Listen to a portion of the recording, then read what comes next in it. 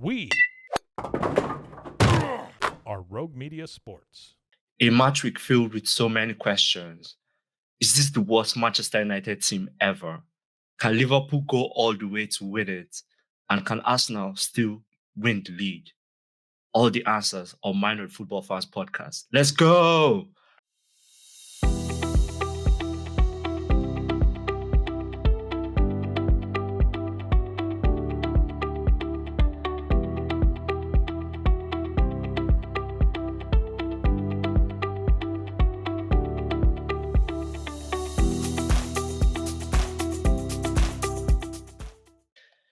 Hello, everyone. Welcome to Minor Football Fans podcast, your go-to for all things Premier League football.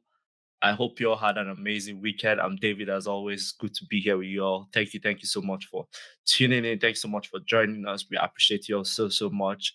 As always, we have to first start by saying thank you so much to all our subscribers. Those of you that have already subscribed, thank you so much. We appreciate you all. Thank you for continually supporting us. Your support means the world to us. We really love you all. So thank you so much. And to those of you watching for the first time, checking in for the first time, please, we hope you all subscribe. Please hit that subscribe bell right there. Thank you so much. We appreciate you all. Thank you. I hope you enjoyed the show. Thank you all so much. And please, both new and returning subscribers, please don't forget to give us a thumbs up, like this video. Thank you so much. And don't forget to share it with all your friends and your family, all your amazing people around you. Tell them about the joy of soccer. Thank you so much. We appreciate you all. And do not forget, y'all, this isn't the only place you can find us. Listen to Minor Football Fans podcast on all podcast platforms. Thank you. Be it YouTube, Spotify, Apple Podcasts, Google Podcasts, wherever you listen to your podcast. Please check us out. Check out our socials on Instagram. TikTok is back in the States for those of you in the States. So check out our TikTok. If you're not in the States, I believe you still have TikTok. So check out our TikTok, check out our Instagram. We appreciate you all so much. So thank you so much. That's where we have to start as always. Because without you all, this can't be possible. So thank you all so much. But let's get right into it. So many questions from Match Week 22. Yes, Match Week 22. 60 more games. 60 more games to go. Still a lot of questions left to be answered. Yes, but Match Week 22 brought even more questions. So much questions. So let's jump right into it, shall we? So let's start with obviously Brentford nil, Liverpool 2. We're starting with this one because obviously Liverpool are top of the league. They are 6 points clear with a game in hand, be above second place Arsenal and Forest. This game started off basically with how we expected it. Liverpool having all the chances, Liverpool dominating the game, Brentford putting a few chances here and there. And the game looked still up until whenever Darwin Nunez came on. Whenever Chiesa came on, the game looked still. Liverpool couldn't put in that final pass. Liverpool couldn't, Salah couldn't put in the final pass that would lead to a goal. Flecken was just also really good too. All the balls that were coming at him was just really, he just saved it. Salah couldn't do anything. Trent couldn't put in balls. Diaz couldn't get, debt free. Gakpo couldn't cut in and fire, but nothing. Subslide couldn't do nothing. And it looked like Liverpool were going for their third straight draw. It looked like Liverpool were going to drop points for the third straight game. And then on comes Darwin Nunez. On comes Federico Chiesa. On comes Harvey Elliott. For the second game in a row, and the slot subs make the difference. For the second game in a row, Arne Slot's boys from the bench comes on and rescues a point. This time, rescues 3 points for Liverpool. Against Nottingham Forest midweek, Liverpool were down 1-0. Diego Jota comes on. First touch of the game. First touch of the game comes on. Bam. Scores. What is that? That's madness. Okay, well, cool. They drop points there. 1-1. 0-0 going into the 98th minute. Javier Elliott comes on. Federico Chiesa comes on. Darwin Nunez comes on. Cool. Well, okay, maybe this game is heading for a bro, this game is heading for Liverpool dropping more points. Yes, Arsenal can catch them. Obviously, as an Arsenal fan, that's what I thought. But as a neutral, you're like, oh my days, Liverpool are dropping points. Then Darwin Nunez comes on. Frederick Chiesa comes on. Javier Elliott comes on. And I know I'm saying this. Andy Robertson comes on. Give Andy Robertson credit too. And bam, 90 plus 1. Darwin Nunez scores. Alexander-Arnold plays a beautiful ball to him. Obviously, starts from both Javier Elliott, Frederick Chiesa, Robertson, all involved in the goals. All subs coming off the bench involved in the goal. Bam, 1-0. 90 plus 1. 90 plus 3. Bam, 2-0. Darwin Nunez. Liverpool, 3 points. Wow. Liverpool's bench again coming to the rescue for them. This looked like a third straight drop points game for Liverpool. And then, bam, subs off the bench come and rescue. This time, 3 points for them. Big ups Liverpool. Brentford, I mean, they tried all they could. They had a few, I know that English is wrong, but they had few chances that they could have actually dented Liverpool. They could have actually gone up on Liverpool like 2-0 with a few of the chances they had. Brentford did not play terrible. Brentford you could just see that they lost concentration. And that's how, in the Premier League, this is where the best are separated. This is where games are won. Concentration. You could be tied 0-0 up until the 90th minute, and then you lose focus, and then bam, you're punished. You could be winning 1-0 up until the 90th minute, bam, you're allowed 2 goals, you lost the game 2-0, 2-1. This is where concentration comes in. This is where the best is separated from the rest. This is where teams win the league. And Liverpool just showed that we are not counted out until the final whistle is blown. And this is what they did. They stayed in the game till the 90th minute. Darwin Nunez comes on and scored 2 beautiful goals. And bam, Liverpool win the game 2-0. Go 6 points clear of Arsenal. We'll get to Arsenal in a minute. But that's just basically what it was. It's credit to Liverpool, credit to Brentford, 6 points at top of the league with a game in hand. Big Merseyside derby that has been rescheduled for a few weeks from now. But yeah, credit to Liverpool, credit to Darwin Nunez. I'll talk about Darwin Nunez for a minute because it seemed like Darwin Nunez wasn't fitting into Arne Slot's plan. But Arne Slot still came out and said he has a role in this team. And fair enough, it might be one of those roles where he comes up from the bench most of the time because I don't see him. The times he started, I don't see him doing that much. But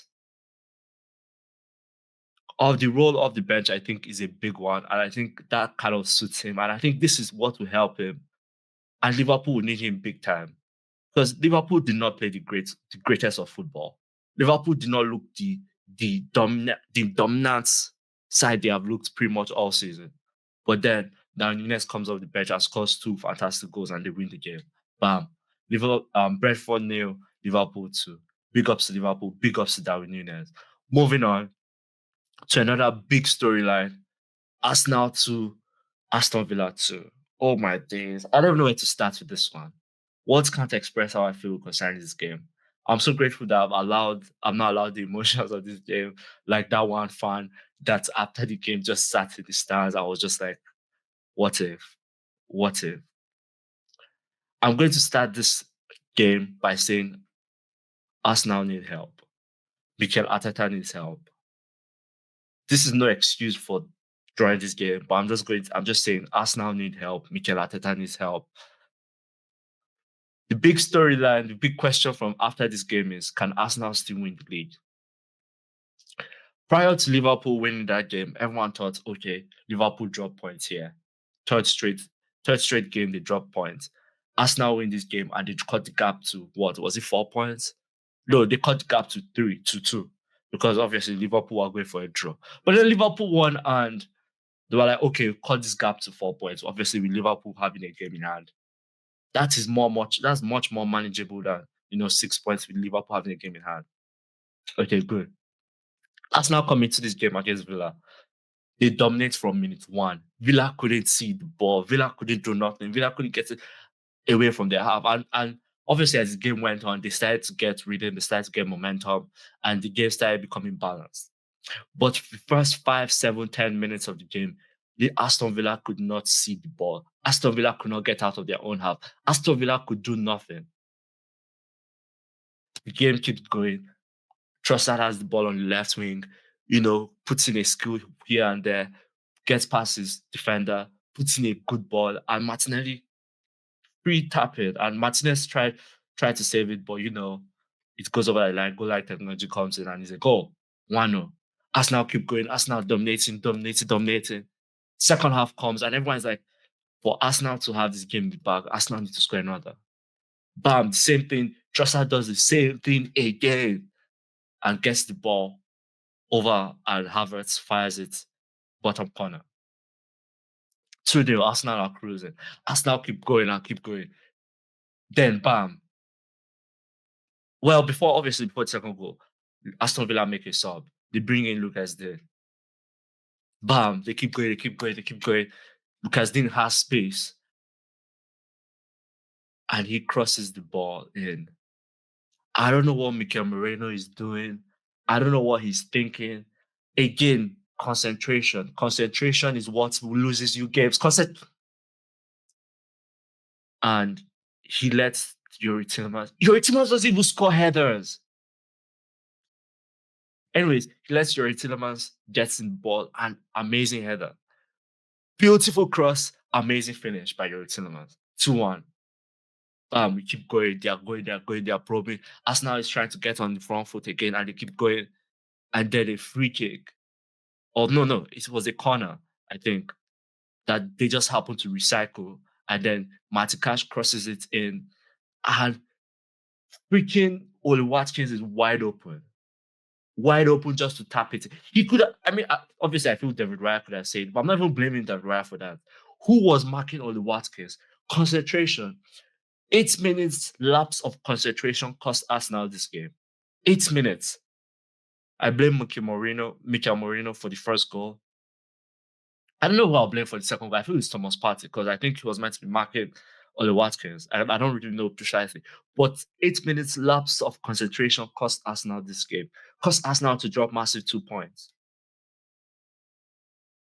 And obviously, we will all talk about the Arsenal having chance to. They did score. Mikel Moreno, Declan Rice goes and passes through, crosses the ball. Mikel Moreno fires the ball down. He hits Kai Havertz and it goes in. And then the question of handball, you could debate that from now till that kingdom comes. No one cares. The replay shows it might have been handball. Some angle shows it hits his hand was like this and he hits his body and it goes in. Whatever you want to call it, it was called off for an offside.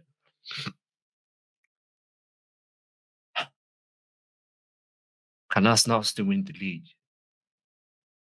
Other than Brighton, and I think who's the other team?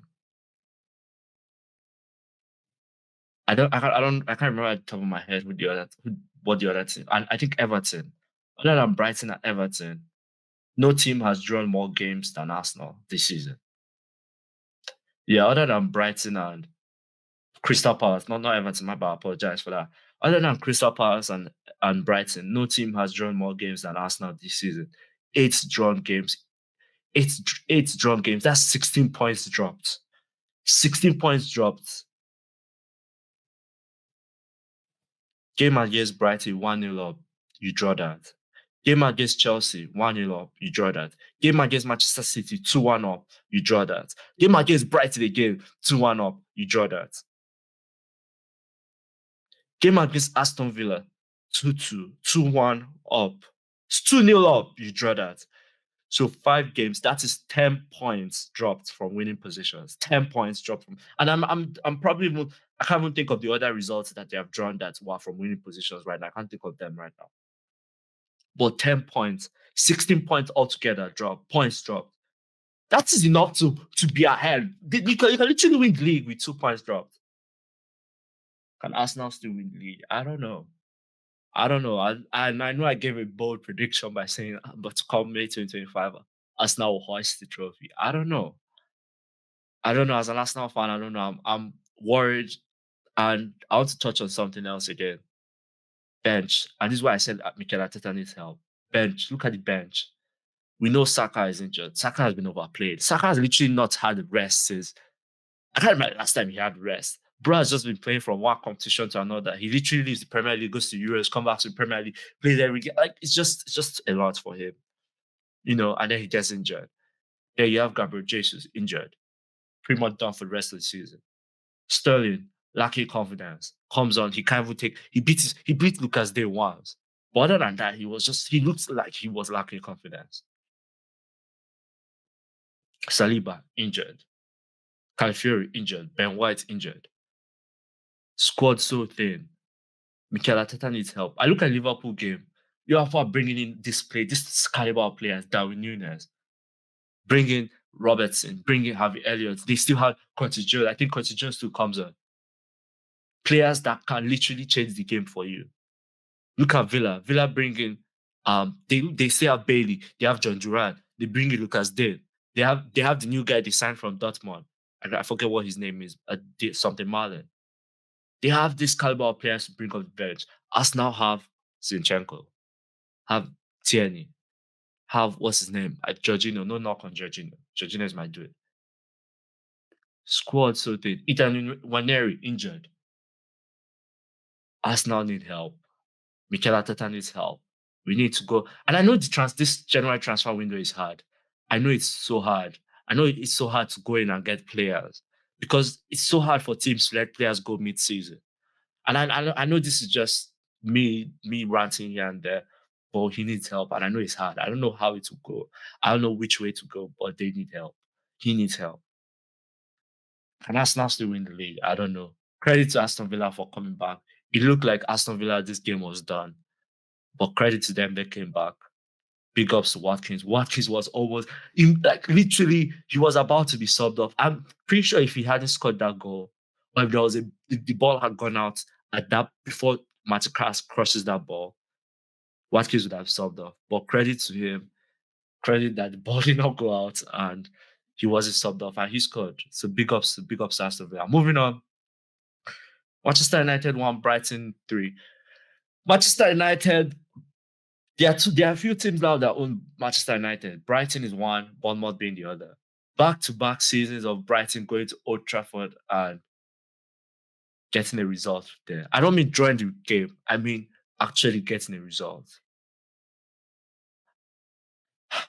I don't know what to say for Manchester United. I can't tell you what to say. I don't know what to say. Midweek, they come back. Amad Diallo scores a hat-trick. The vibes are good. The vibes are immaculate. Everything's going on well. And then, bam, they come against Brighton, concede in the first 5 minutes. It should have been 2. It should have been 2 in the first 30 minutes. It should have been 2. But Joe Pedro's goal got cancelled out. Is the question from this game, is this the worst Manchester United team ever? Well, I mean, the stats say it. The stats say this is probably the worst Manchester United team ever. And the reason why this question comes up is because of Ruben Amorim, his press conference where he says this might be the worst Man United team ever. Dude is just known for saying the weirdest of things, craziest of things. But the funny thing is that they are true things. When he first came out and said this club will suffer before it's, before they start to enjoy it, that is true. They will have to suffer, and they have been suffering. He's also said they will keep suffering, and that's true. He doesn't have the players to play the system. He doesn't have the players to play the system. The players are good, but they are not just for the system. I can mention a handful of them that can actually play the system comfortably. The rest cannot do nothing. The rest should be sold to Getafe or Real Sociedad. They are not top Premier League teams caliber players. They can be sold to Bournemouth even. I can name 5 players from this Brighton team, 5 players from Bournemouth. I rephrase myself. I can name 5 players combined from Brighton and Bournemouth that can play comfortably in this Manchester United team. So when he says we will suffer, I agree with him. They will keep suffering. When he says this might be the worst Manchester United team ever, The stats say it. And I 100% agree. This is the worst Manchester United team ever. Quote me anywhere. This is the worst Manchester United team ever. Credit to Brighton. Back to back. I think this is the third season in a row. I can't remember really, but I know this is a back to back. They have gone to Old Trafford and they have gotten a point. Gotten 3 points, not even a point, gotten 3 points up them. So credit to Brighton, credit to what I think this is their third straight win. Yes, third straight win for them. So credit to him, credit to Brighton. Moving on. Everton 3, Tottenham Hotspur 2. I'm not even going to say too much into this. This is just stupid. This is just stupid. I'm not even going to read too much into this. I'm not going to say too much into it. All I'm just going to say is Spurs keep doing Spursy things. Like, they cannot change. That's just who they are. They cannot change. And I blame Ange. I blame Ange Postecoglou. A team who hadn't scored more than a goal, I think, in 9 games, comes, obviously, them being at home, puts 3 past you in the first 45 minutes. That is stupid. The first half of that game was stupid from an Everton point of view. A team that couldn't even score a goal, struggling to score a goal in 9 games, comes and puts 3 past you in the first half. That's mental. From a neutral point of view, that's just wonder of the Premier League. That's why we love this beautiful league. That's why we enjoy this beautiful game. But from a Spurs point of view, Spurs doing Spursy things. 3-0 down at halftime. You can be the best. If you're not Liverpool or you're not Man City, you cannot come back from 3-0, or maybe even Arsenal or Real Madrid. You cannot come back. Even Real Madrid can't do it. Coming down from 3-0. Credit to them, credit to Tottenham. They looked good in the second half, made some good substitutions, and they look good. Kulusevski has been Spurs' best player. Kulusevski by far has been Spurs' best player. I don't know what's going on with Son. I don't know what's going on with Madsen. I don't know what's going on with the other players, but Kulusevski has just been a part. He does it on both ends of the field. He defends, he tracks back, and then when he goes forward, he puts in balls, he scores, he does everything. He's been Spurs' best player. Credit to Kulusevski. Ange, I don't know. I like my bold take before the season ends. Ange will be let's go up. Midweek, they lost the North London Derby at the Emirates. Okay, North London Derby at the Emirates. Credit to you. You lose 2-1. Game was pretty much done in the first 45 minutes. Okay. You come to Everton, 16th place Everton, really struggling to get in with the new manager, having lost midweek to I think Crystal Palace 2-0 or West Ham. I can't remember. No, just Crystal Palace. Then you come and you lose to Everton, struggling Everton, 16th place Everton. I think the nail on the coffin will be if they go to Leicester. Or rather, if Leicester comes to the Tottenham Hotspur Stadium. Leicester comes to Tottenham Hotspur Stadium and gets a result. If they get a result, I believe that'll be that'll be the nail in the coffin. Ange has to be wary. If that happens, I do not see a way back for Ange. Credit to Everton. Shout out, Ndai in I'm not pronouncing his name well, and I'm sorry for butchering it, but someone died. That's his name, yes. Credit to him. I think he was just really electric. He's just an electric player. Iliman Ndai, I apologize for butchering his name. Iliman Ndai, I'm not pronouncing it well, but I apologize. Iliman Ndai, he's been a player. What a player for Everton he's been. He's just really good. His goal was just crazy. The way he got the ball from midfield, the 1-2 with Onana. What's his name? I forget what his name is. I think it was Idrissa Gueye, the 1-2 Idrissa Gueye, and then he drives, and then does the leg over, body fades, and then he puts what's his name, Dragusin on the floor, and then he just blasts the top corner. No way he was saving that. All goals were just spectacular. All Everton goals were just really spectacular. Credit to Everton. Credit to Iliman Ndiaye. What a game from him. Moving on. Ipswich nails, Man City 6. No, I'm not even going to say too much on this game because I think it was kind of expected, low key. City are coming off of a back-to-back win. I think this is the fourth win on the bounce for them. Phil Foden looks like he's found his rhythm. The whole team looks like they have found their rhythm, and it just looks like Pep has found the solution. And credit to him, credit to them. We all know what's going on with the team. We all know that Kyle Walker is about to leave. He's asked to leave. He's leaving. I think they have signed two people, or they're in the process of completing the sign of two players. This guy from Frankfurt, Uchminson, and then a defender from, I don't know precisely the details exactly, but credit to City. Ipswich will not get relegated. You can hold me to this. Ipswich will not get relegated. Um, yeah, credit to Ipswich fans. I want to give credit to Ipswich fans because they stayed to the very end. They're like, they were like, this is just one of those games where this doesn't define you. This doesn't tell who you are. This is just a one-off. And this is truly just a one-off. I believe this is just a one-off game where they faced City and it wasn't just walking out and they allowed 6. But that doesn't define who they are. They're a very resilient team. They have a good coach that knows what to do and he will get them over the line. So credit to Ipswich, one-off game. But big ups to Man City. Pep has found the rhythm, and I don't think they'll make top 4. They'll probably finish fourth or third or fourth, one of them two. But they are not winning the league. I think that question has been answered a while back, even before the Christmas break. That was already answered. So big ups to them, fourth win in a row. No. I misspeak. Last midweek they were 2-0 up at Brentford, and then they dropped 2 points. Then they had dropped 2 goals in the last few minutes of the game. So this is their third win in 4 games. I misspoke originally.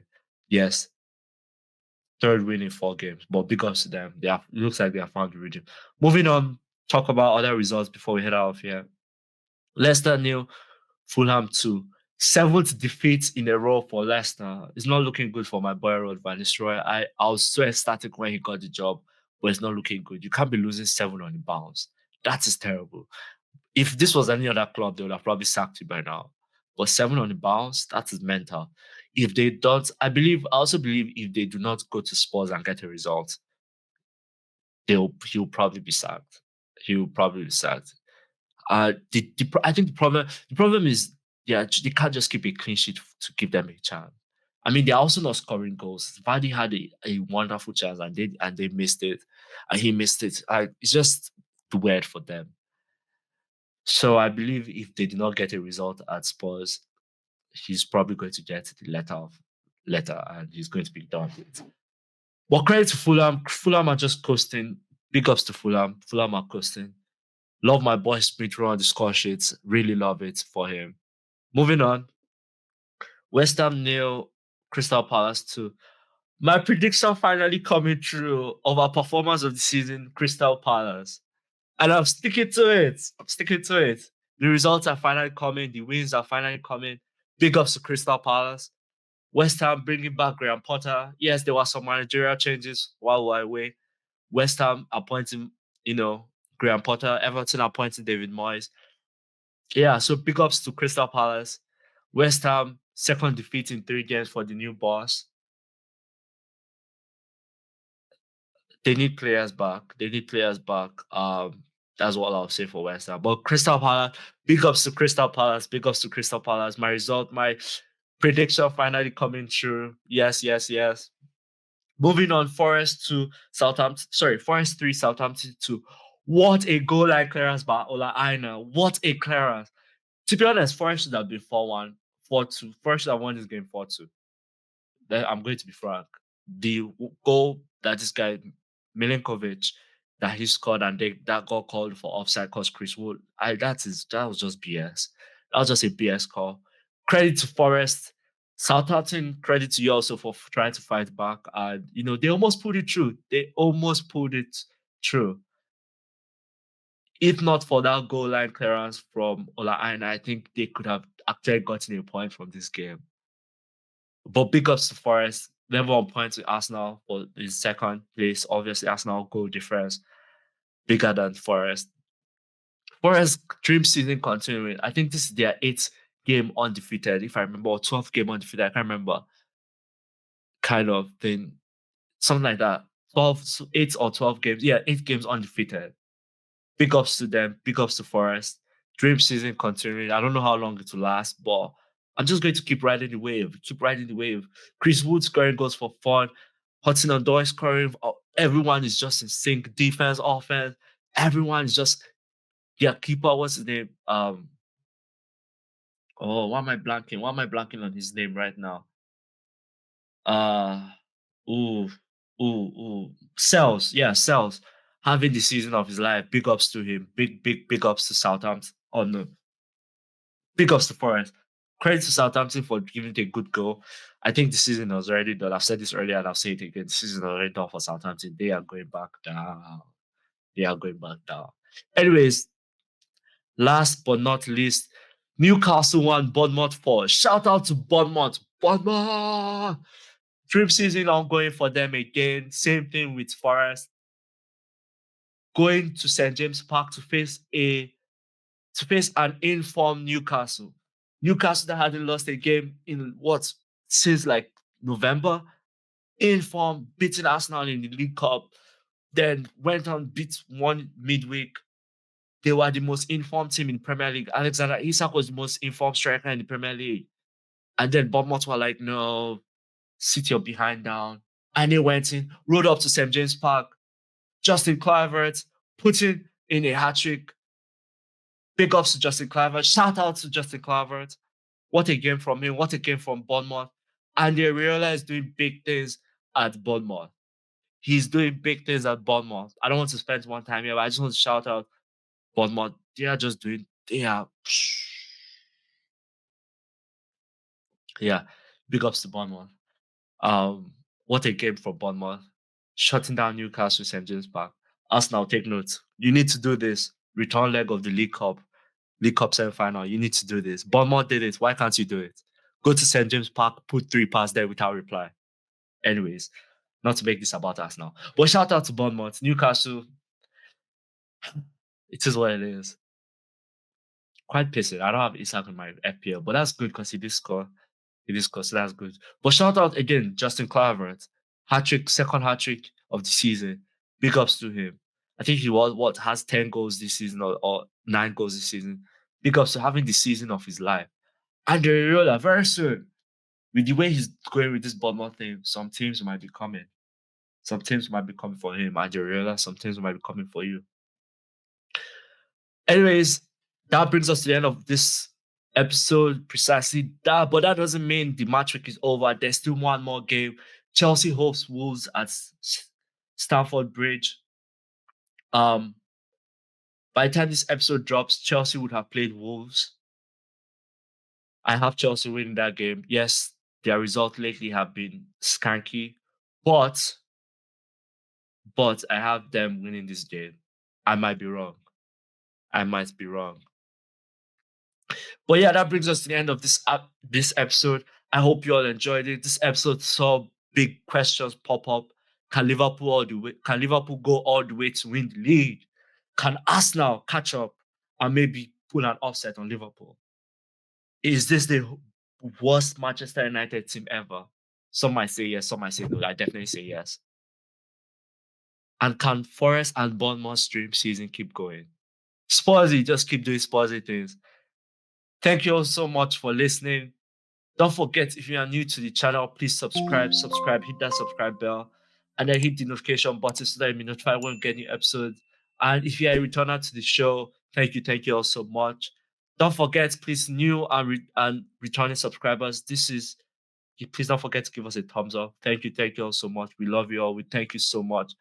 Thank you so much. And don't forget, this is not the only place you can find us. Listen to Mind Football Fans podcast on all podcast platforms. We love you all so much. Thank you. I hope you all have an amazing week. Yes, there's Champions League. Champions League is back this week. So I hope you all have an amazing week. Check out the Champions League. We'll see you after match week 23. Thank you all so much. I'm David. I'm out. Peace. We are Rogue Media Sports.